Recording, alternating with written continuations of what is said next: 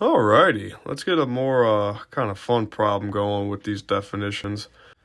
The statement reads, A phonograph record carries a uniform density of static electricity sigma.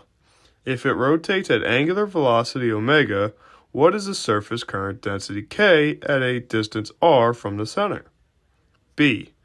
A uniformly charged solid sphere of radius big R and total charge big Q is centered at the origin and is spinning at a constant angular velocity omega about the z-axis. Find the current density J at any point r theta phi within the sphere. Alright, so things we should know. Much like the last question, we have the surface current density and the volume current density.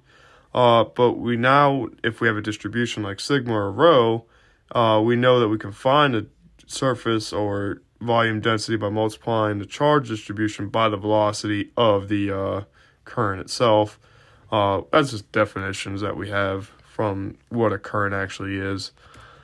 Alright, so applying these for part A, since we know that K is equal to sigma V, V is just equal to omega R, and we know that from physics 1, linear mechanics, and angular mechanics. So part B, we have a little more work to do.